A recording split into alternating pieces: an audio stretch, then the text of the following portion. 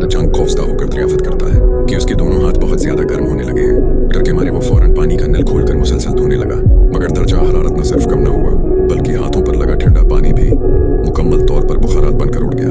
और जब strong brother के चेहरे पर हैरानी थी तो पीछे से अचानक एक अजीब सी आवाज आई। मगर मर्द ने आवाज की तरफ देखा तो सिर्फ एक दागदार लकड़ी का संदूक नजर आया। अगली ही सेकंड बाहर से मोटरसाइकिल की धड़कती हुई आवाज आई।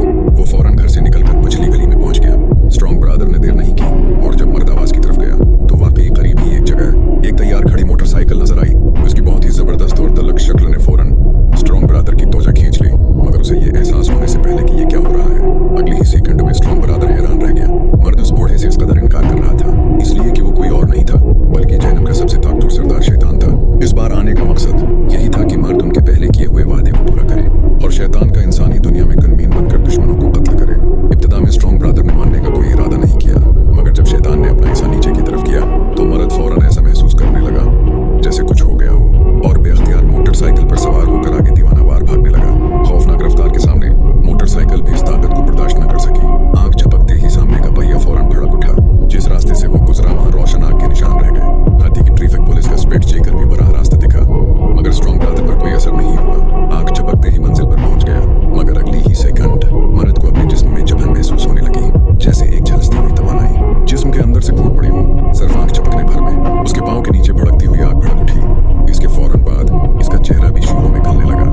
तहदलाई के नीचे खौफनाक रफ्तार के सामने बिलाखिर स्ट्रॉन्ग ब्रदर बिल्कुल इंसानी शक्ल से महरूम हो गया और वाकई जहन्नम का फरिश्ता बन गया। इस मंजर को देखकर सांग ब्याओ को शदीद सदमा पहुंचा। वो हरगिज़ सोच भी नहीं सकता था कि शैतान ने वाकई इंसानी दुनिया में अपना निशान छोड़ दिया है और अब कोई बातचीत की गुंजाइश नहीं रही। सांग ब्याओ ने फौरन अपने हाथों को भेजा और सीधा स्ट्रॉन्ग ब्रदर के सिर पर एक वार किया, मगर इन्हें क्या पता था कि ये न सिर्फ मर्द को हरा नहीं सका बल्कि उसे मुकम्मल तौर पर मुश्तअल कर दिया।